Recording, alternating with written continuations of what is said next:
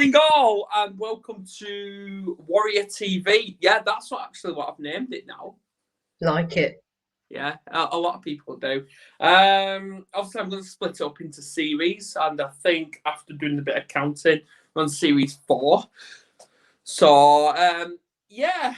So for everyone that's tuned in on YouTube, I know my beautiful wife, Kerry, is going to be, not you, my other Kerry is going to be sharing this on Facebook, which I hope people can tune in. So my first question to all, and especially you, Kerry, is what do you believe when you hear the word PTSD?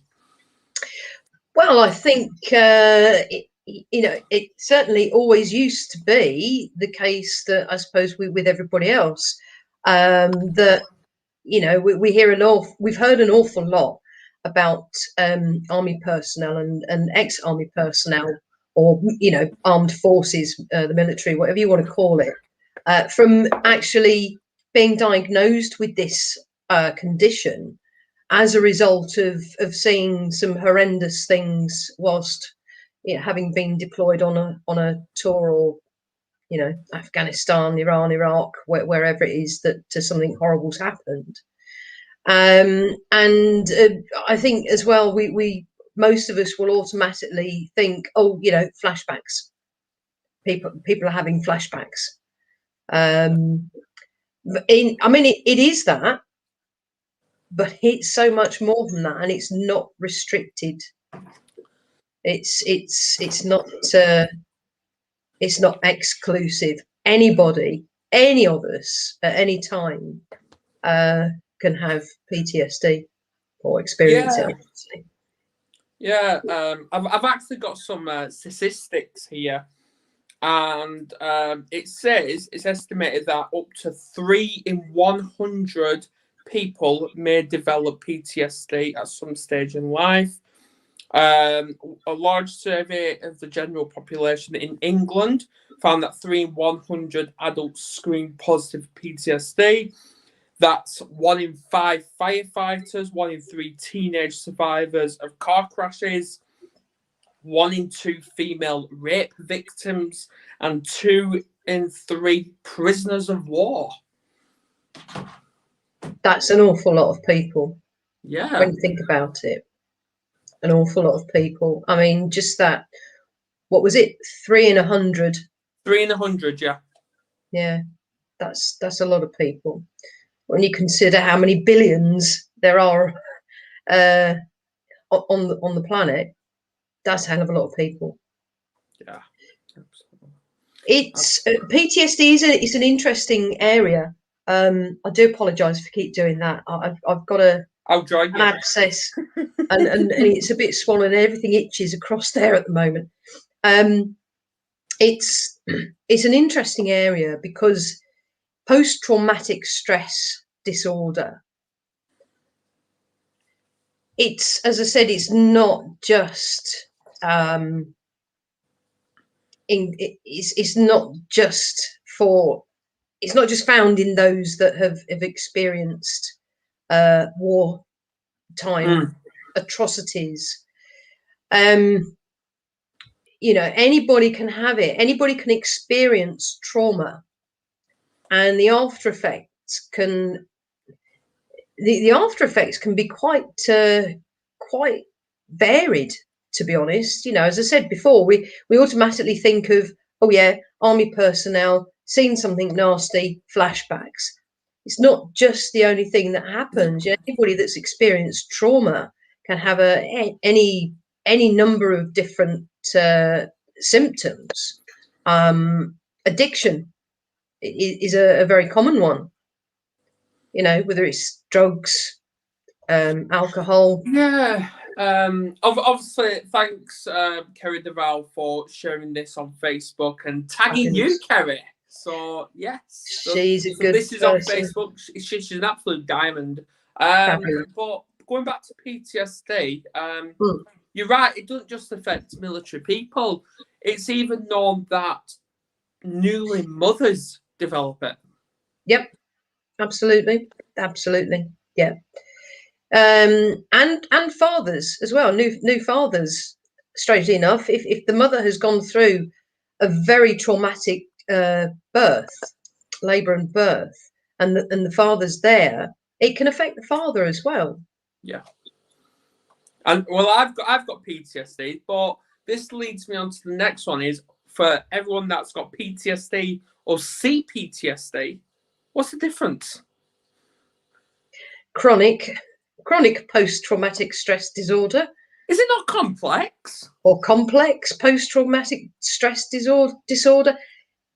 Any stress disorder or any symptoms that anybody is experiencing as a result of experiencing something traumatic. And let's face it, trauma means something different to all of us. Yeah. What one person would breeze through and have no problem with, another would really, really struggle. And that's potentially where the trauma comes in. Yeah. See, obviously, it affects kids as well. Yeah. Where, like, obviously, just 2 years ago, our son Lucas, he was assaulted and bullied by the teachers because of his autism and so lack of understanding.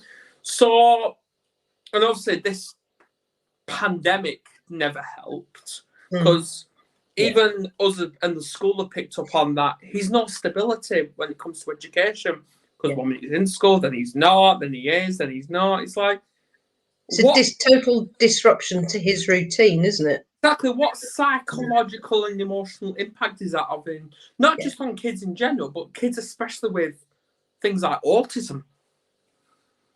Anybody of any age, to be perfectly honest, whether they've got a condition of that nature or not. As I've said in previous podcasts that we've done together, we are all very, very different. What one might experience, one person will experience something in one way, another will experience it in another. And as I've just said with trauma, trauma means one thing to one person and another to someone else. Absolutely. Like, I knew I had trauma anyway from my growing up, but just the other week I was diagnosed with severe trauma PTSD. So it's like, it's going back to those labels, which can be a trigger as well. It can be with some. I mean, personally, I don't like labels, but at the same time, a lot of them are kind of essential, really, when it comes to actually identifying something or a group of people, specific people. I still don't necessarily think that that's necessary because we're all human. Do we really need to be segregated and given labels just because there's a bunch that experience autism, or there's another bunch that experience, I don't know, the colour of their skin is a little bit different, darker or whatever. Yeah. We are all human, but we're all very individual. We're all unique in our own beautiful way. We absolutely are, yeah. Some may more than me. I don't know. But anyway, I thought I'd put that out there. Yeah. Last week it was my fish playing, and now my cat is just doing something really weird, circling the bowl of biscuits. Wow. But even then, animals can actually have PTSD. Yeah, they can. Yeah. Yeah. Let's talk about that. I don't know a huge amount about PTSD in animals. I've been very fortunate that all of the animals that I've had in my care over the years have all been pretty much okay. Even those that have experienced trauma, if you like. They've once they've realised that they're in a safe and loving environment, they're fine, they relax, and they're good. They're really good. So absolutely. as I say, I've never had the experience of PTSD with animals, so I don't know a huge amount about that.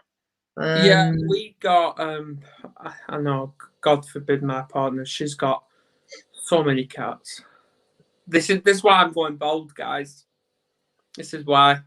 Because of the cats. Yeah, there's 9 of them. Bless you.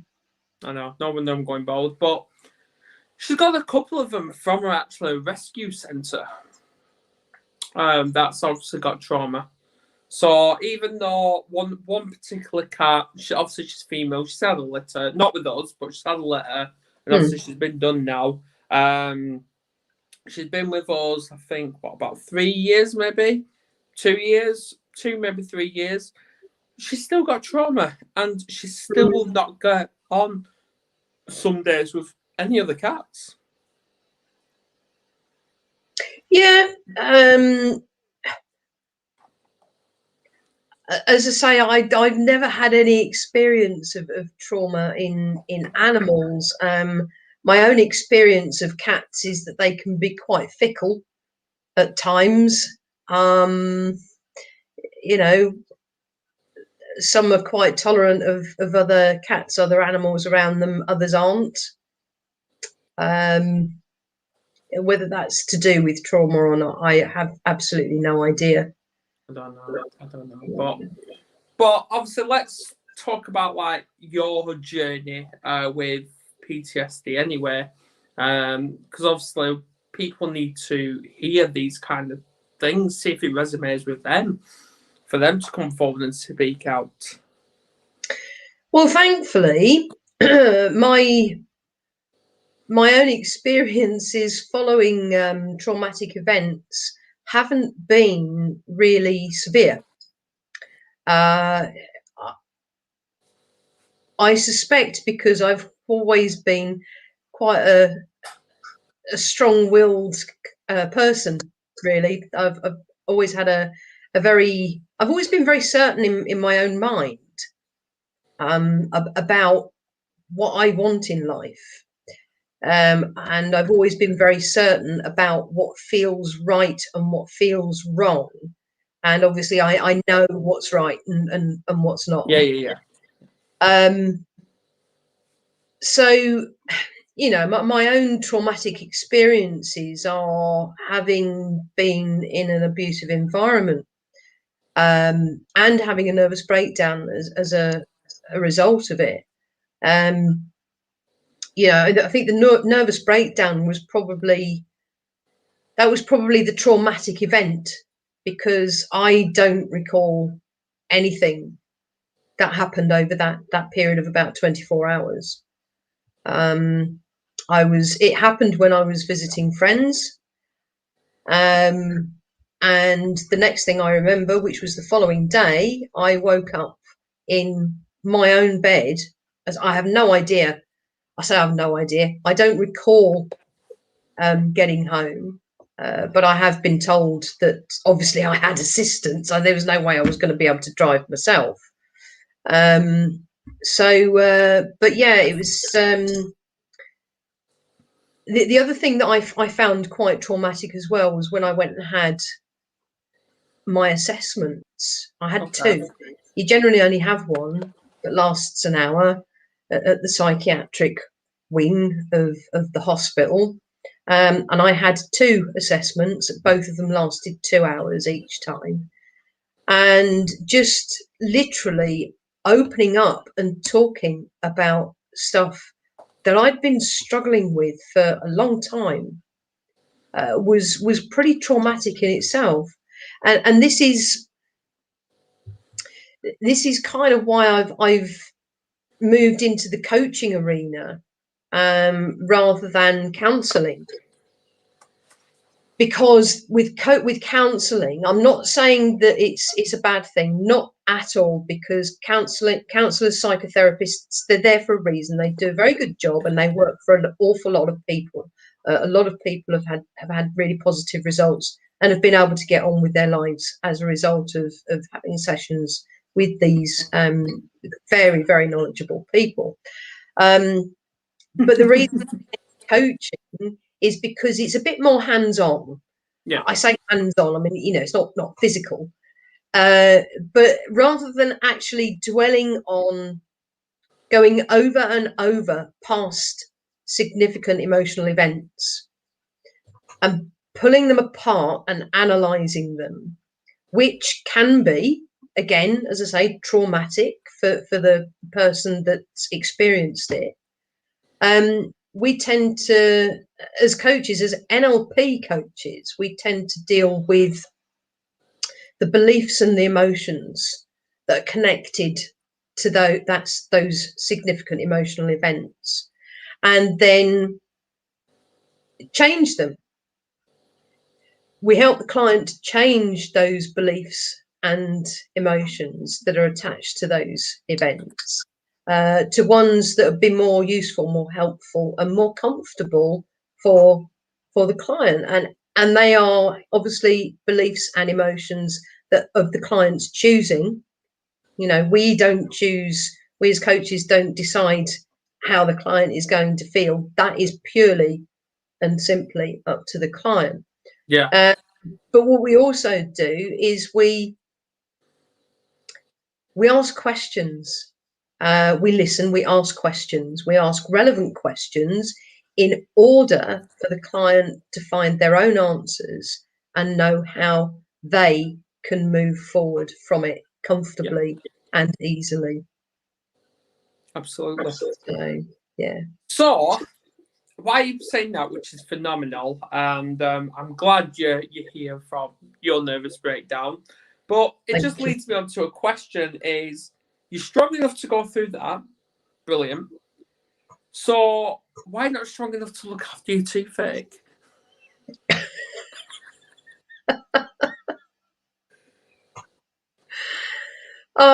Actually, I did go and see the dentist on Friday, because it was Friday that was really bad. It came on late Thursday, and I managed to get in to see the dentist on Friday afternoon, and I couldn't bear anything touching it at all, not in the slightest. It was fine with hot and cold temperatures, no problem there.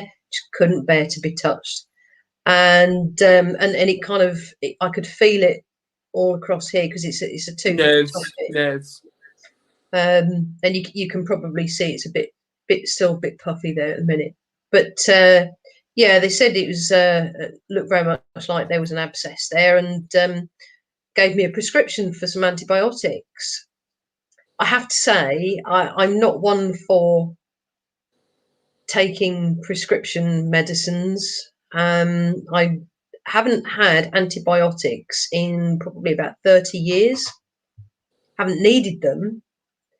And so rather than actually take these antibiotics, I've gone for a more natural remedy route. Yeah.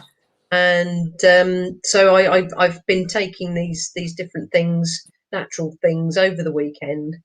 And thankfully, the pain in my tooth is nowhere near as bad as it was on Friday.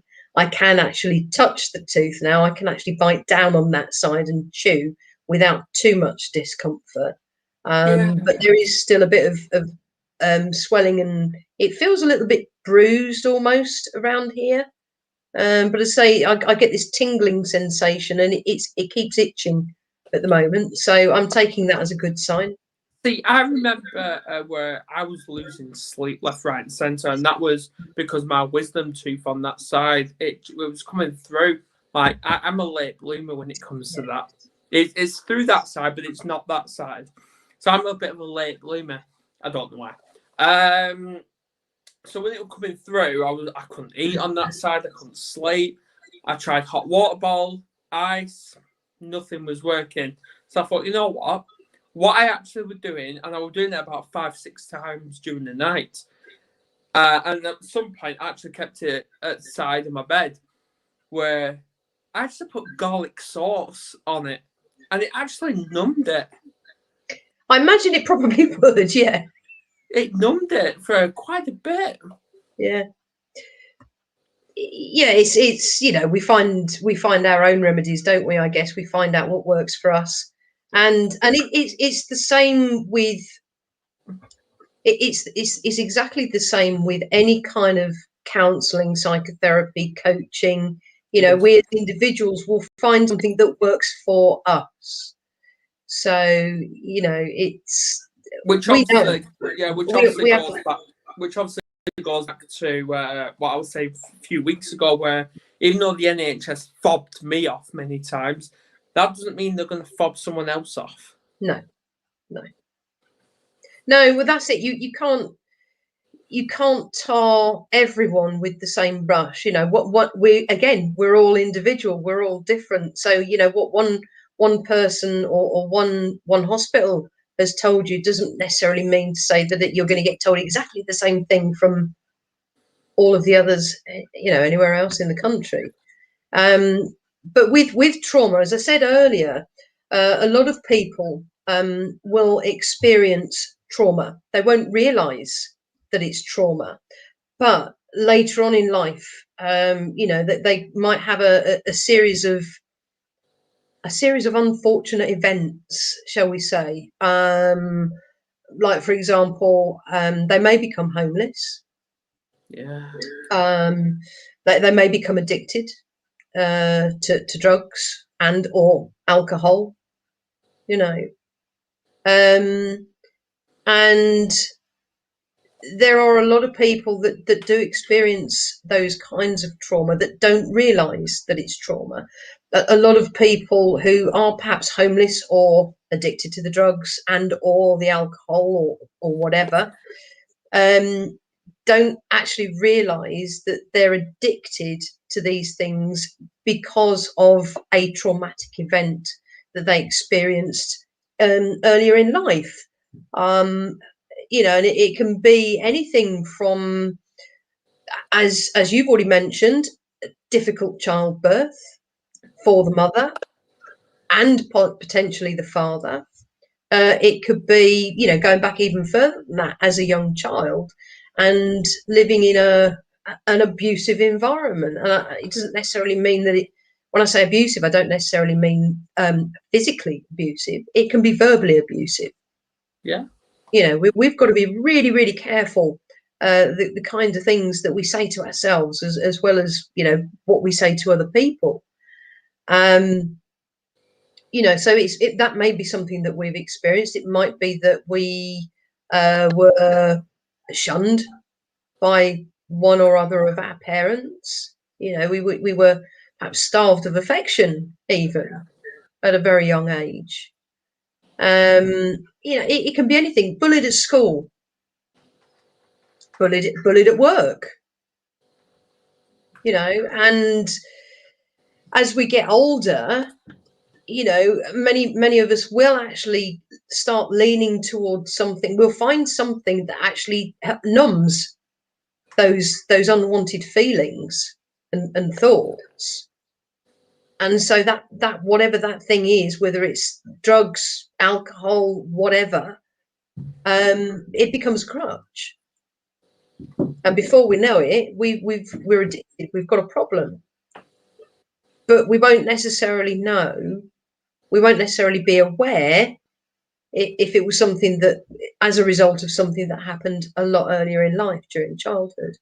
Exactly. So, as I say, trauma is quite a complex area, and each of us will have a different perception of what a trauma might actually be, a traumatic event might actually be. Yeah. And it's not just, you know, those who witness wartime atrocities. It can be anything, absolutely anything. A bad vehicle accident. Yeah, it could be a vehicle accident. It could be childhood abuse, which not just also, like you said, physical abuse. It could be emotional. It could be psychological. Yep. It could be sexual abuse. Yep. Exactly. Yep. For not just girls but boys as well. Absolutely. Yeah. Yeah. Definitely.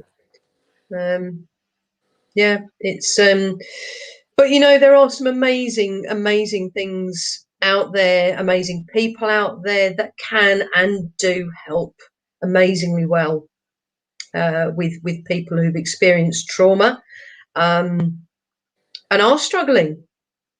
you know. For me, I was supposed to have had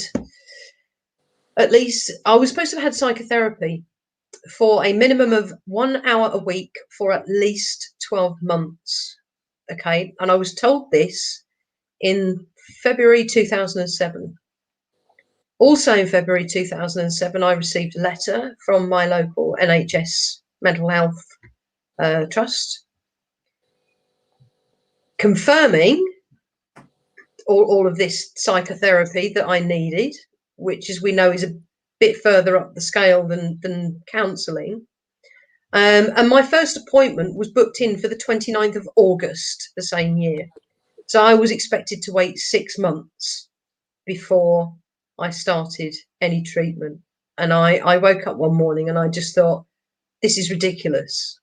Yeah. If I need that much psychotherapy, you know, not just counselling, but psychotherapy, if I need that much, why the hell have I got to wait 6 months before I can start? Exactly. And it was at that point, I think, when I realised that, you know, my life needed to change, and I wanted my life to change. I wanted my life to be better. And the only way it was going to get better was if I did something about it. Yeah, I also want to bring on COVID with all of this. Because I know a lot of people have developed trauma because of this.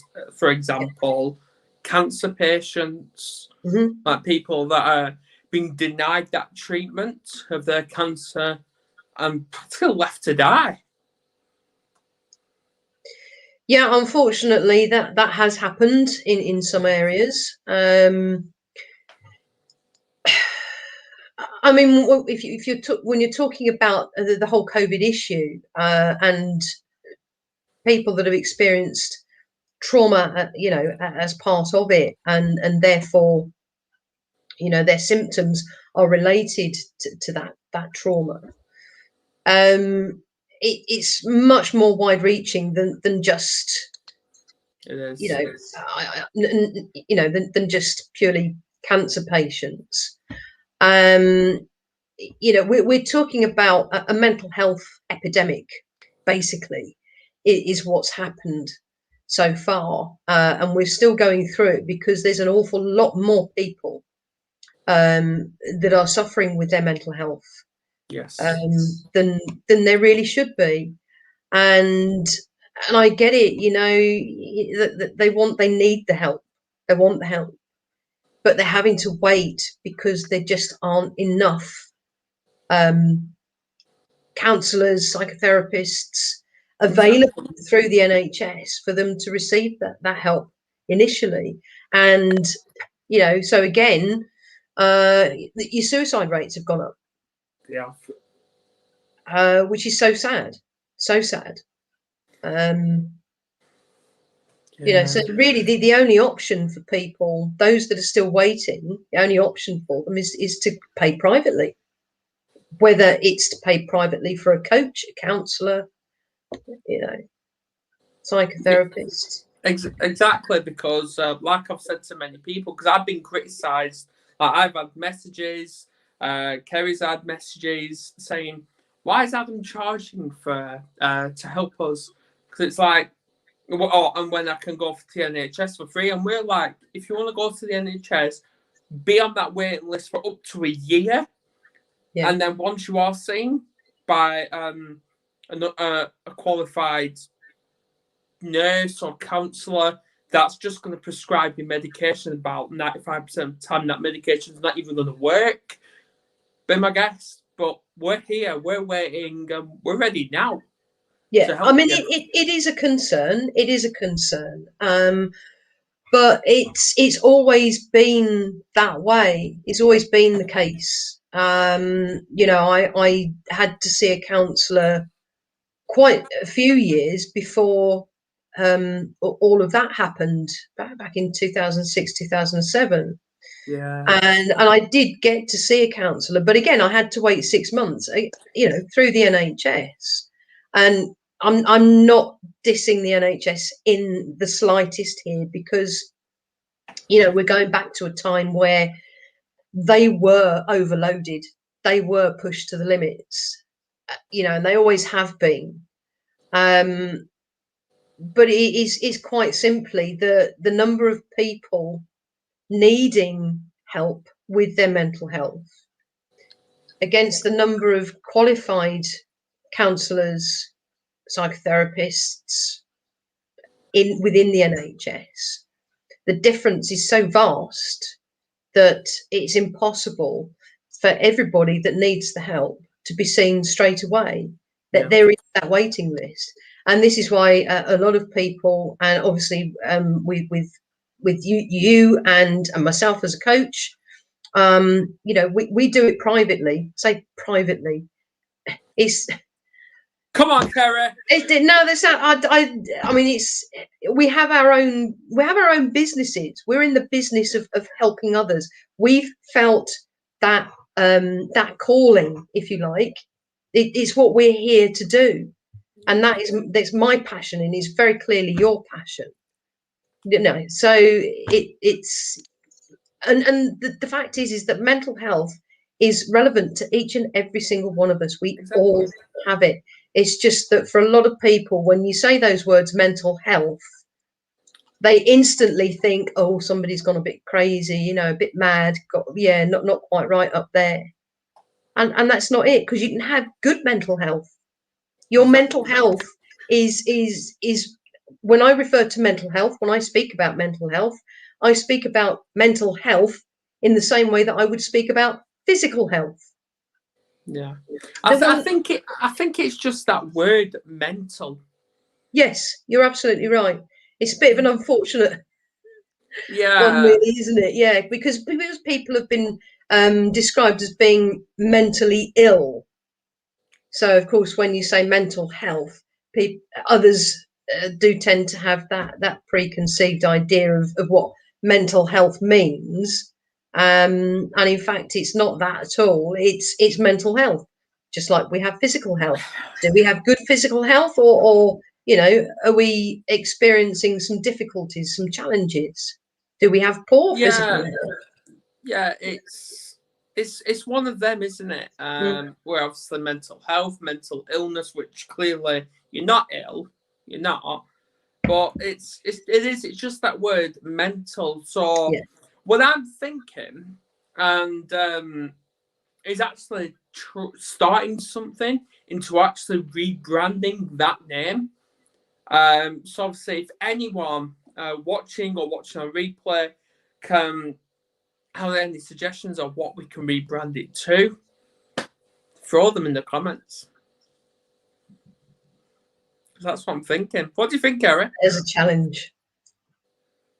Have you any suggestions? Yeah, I mean, all right, mental health warriors or mental health warrior. It says what it is, doesn't it? Yeah. So, do you need to change it? Who knows? Who knows? It's one of them, isn't it? Yeah. Absolutely. It's like with everything else. It's a matter of. It's just a matter of educating people, really, and people will eventually, I do believe, realise that when we talk about mental health, we're not talking about simply mental illness. We are talking about overall mental health, the same as we talk about overall physical health. In my view, I think when we're talking about mental health, we're quickly going straight into helping that person take back control of their own mindset. Absolutely. Yeah. Absolutely. Because life all starts with your mind. And going back to what we was talking about with the NHS and people going for them, I feel like, and this is just my perspective, I believe the NHS, they don't have that fully understanding of how to help that person who's in crisis. They haven't got that fully. Yeah, I can't comment on that because I don't know. Is my honest answer. It's possible. It's possible that they will just that they've got a list of instructions to follow. Yeah. It is possible, but let's be a bit real here, because not every member of staff that works in a hospital is going to be a specialist in a specific area. Yeah. So they're going to have a more general knowledge, and more overall of everything overall, as far as the human body is concerned. Which is why we have counsellors, psychotherapists, psychiatrists. Yeah. Yeah. No, the reason I say that is because obviously from my experience, like when I was going through group therapy, I seen my GP at the time and I says, this group therapy, I'm actually finding it really hard. And he turned around and said, okay, so let's talk about it. What can we do to help you? He just turned around to me instead and says, right, so why are you doing it? Okay. So in that instance, okay, group therapy, group coaching even is not for everyone. Not everybody is comfortable being involved in something that is potentially generalized, but also the fact that, particularly in group therapy, you're expected to sit there and sort of talk about your deepest, darkest secrets. No, because it was a 6 week program, and obviously I've completed it, and it was a struggle.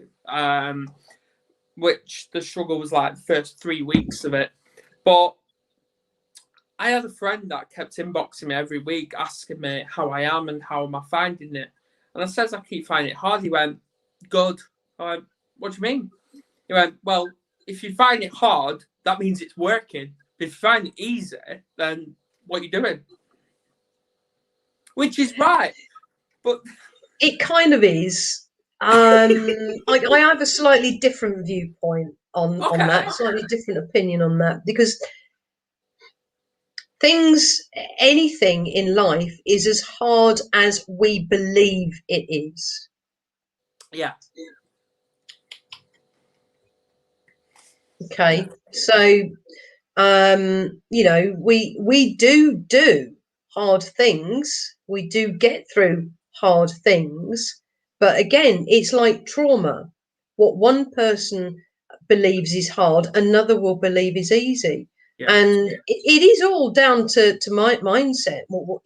Our beliefs are, they're a result of things that we've been told, things that we already believe, memories, decisions that we've made, things that we've experienced before. And again, those beliefs can be changed.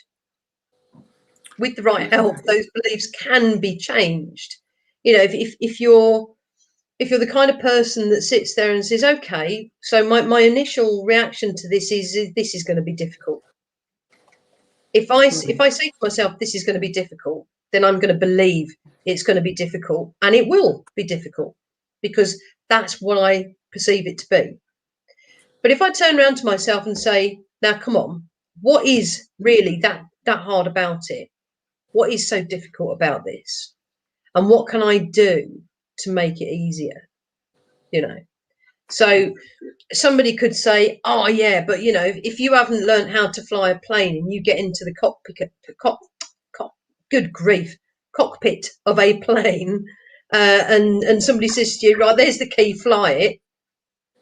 You're never going to know what to do, because nobody's actually shown you. Nobody's explained you what all the dials and switches are and everything else. Yeah. And nobody's actually, taking you up in an aeroplane and said, right, now you take control of it, and taught you how to. It's the same with driving a car. You've never driven a car before. It's exactly the same thing. You don't know. It will be difficult until you've gone through a series of lessons. Do you know what? I'm glad you mentioned that. I really am. Because that's same with a newborn child as well. And now, obviously, some people feel like they should come with a manual or a guidebook or anything like that. And I'm like, really? Instructions. Exactly. On-off switch. Yeah. But thing is, they don't. They don't. And No. it's like when a child's here, that's it. Now, before I became a dad for the very first time, I didn't know anything. I didn't know how to raise a child. I didn't know how to sterilize a bottle. I didn't even know how to change a nappy. And yet again, I didn't even know how to hold a child. I didn't know nothing. Yeah. But now, look at me. 3 kids. Exactly. You know, I mean, this is the thing. You know, there's loads and loads of books out there on this kind of thing, on looking after babies and being a parent and whatnot. The same as there are loads and loads of books out there on how to drive a car, or I presume how to fly a plane. You know, it's on how to do anything, how to do DIY, how to look after your garden and stuff like that. You know, and all right, some of them, the gardens, for example, and the driving a car and the flying a plane, they're a list of instructions, because they are like really kind of specific instructions that you need to follow, you must follow.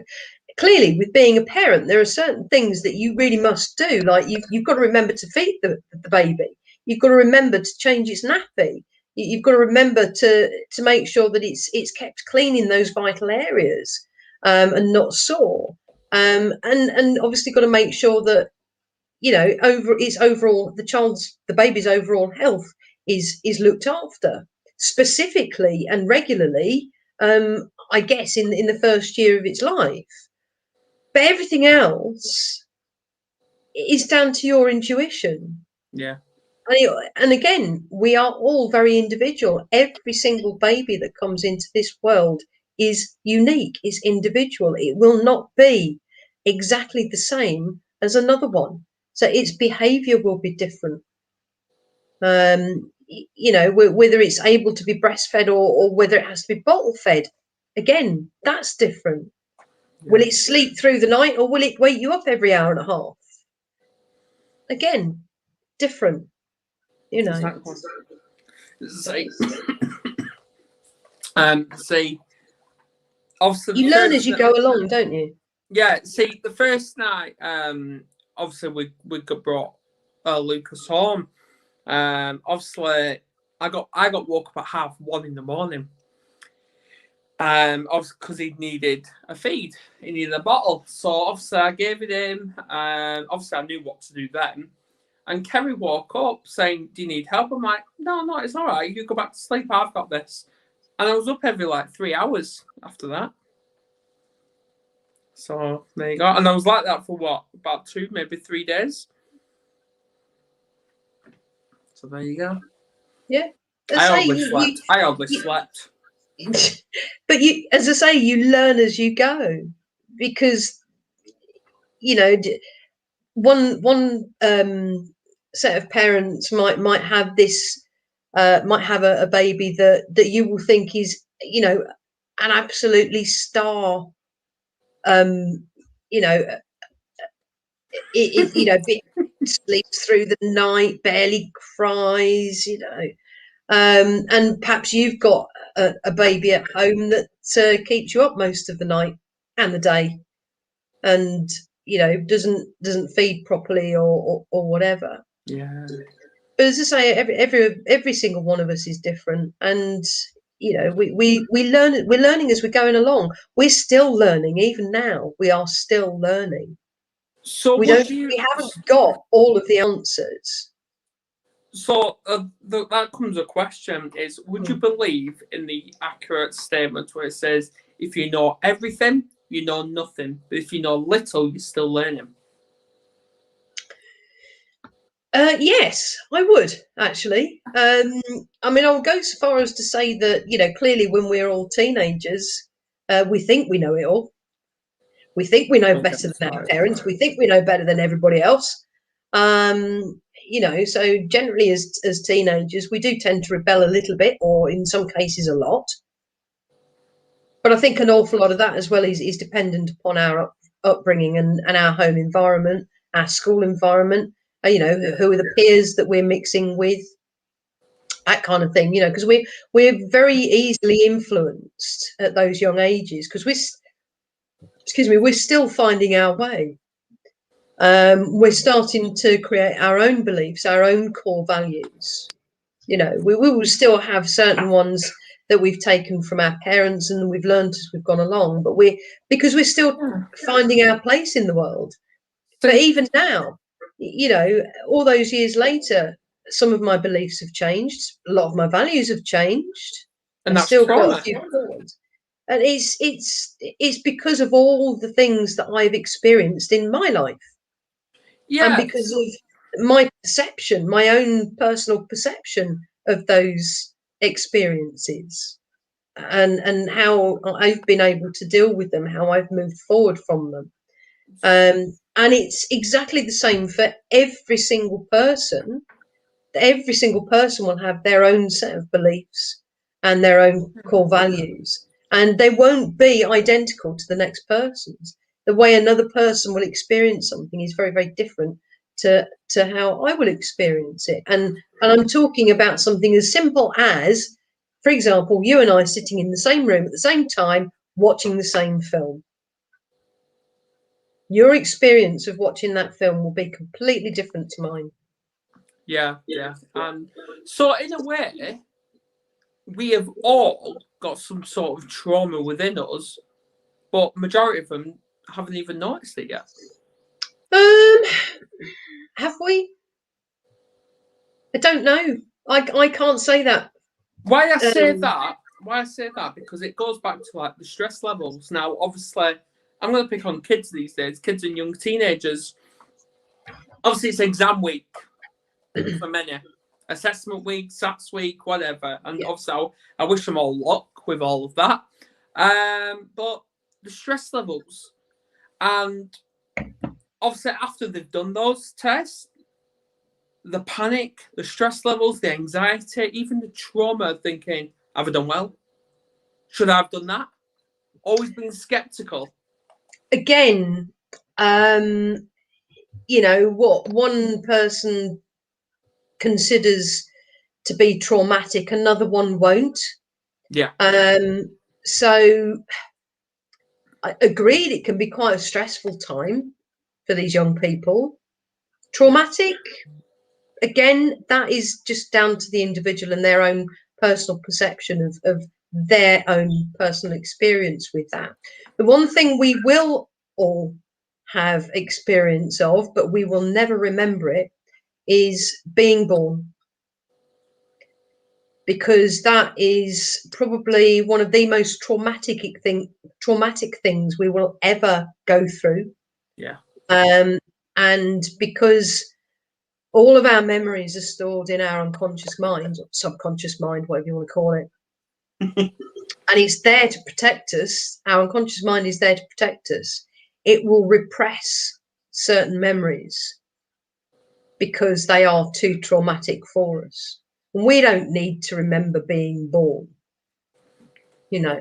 No. So, but if we did, oh my goodness, Exactly. we'll be, most of us, I think, would be gibbering Rex by now. Yeah, absolutely. But again, that's individual perception, and you know, the fact that being born is traumatic, somebody said that somewhere along the line, and so, you know, everybody believes that being born is traumatic. It probably is. I have no idea. I don't recall. You know, none of us do. Exactly. So, last bit. What piece of advice would you give someone that is showing those signs of trauma? Okay. So there's a wonderful quote in. I'm going to give two little bits of two tips here. There's a wonderful quote in a book that I'm reading at the moment. It's called Untamed, and it's by a lady called Glennon Doyle. It's the second time I'm reading it through, and there is one sentence out of the entire book, and it's a big book, that really stands out for me.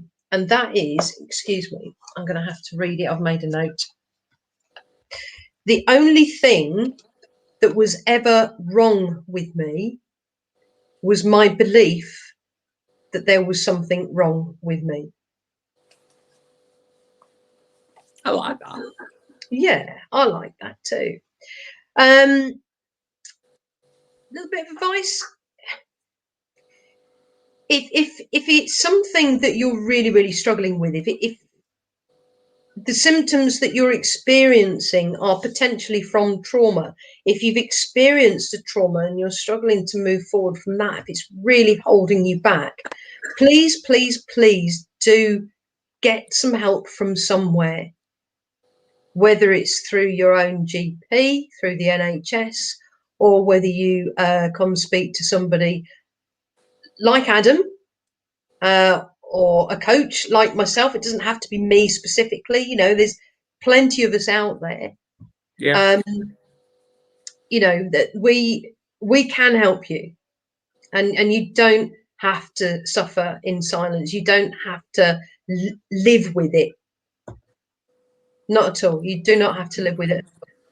Exactly. There's even trauma specialists out there. Absolutely. Yeah. Absolutely. Yeah, definitely. On that note, wow, that's just taking it out of me. Bless you. It's a big topic though, isn't it? It is a big topic. It's a very complex topic, and it's not one that I profess to or claim to know everything about, because I don't think we'll ever know everything about it. You know, we're all still learning, but I have experienced it. I have experienced my version of trauma, what I perceive to be trauma, and as I said, whilst it's nowhere near as severe as a lot of people out there, it is very much an individual perception. Because we all deal with things differently. They do. And all I've got to say is thank you. My pleasure, as always. Oh yeah, absolutely. So next week, shall we talk? Don't know. I'll let you pick. I'll have a think. We'll surprise people next week, shall we? I'll have a think about Absolutely. Let's do that. And on that note, thanks to everyone tuned in, whether you're on the replay or anything like that. Please join, not me. It's not going to be me. It's going to be Kerry, not you, the other Kerry. She's going to be live tonight on the Warrior TV page. And she's going to be joined by Jason Bishop. And all I'm going to say is this little bit of a bio. I'm not going to say the rest. He's learned quite young how to control the environment. This helped when he was uncomfortable.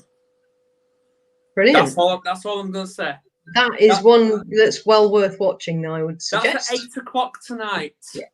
8 o'clock tonight. So the Mental Health Warrior's wife is going to be live for the first time. First interview. Excellent. I shall have to catch it on the replay, I'm afraid, because I have a Zoom call at 8 o'clock. But yeah, that's definitely one worth watching. I'll be sharing it anyway. So yeah. Awesome. But I'm back as a joint with Kerry on Wednesday. So happy days. Brilliant. So anyway, I will see you all later.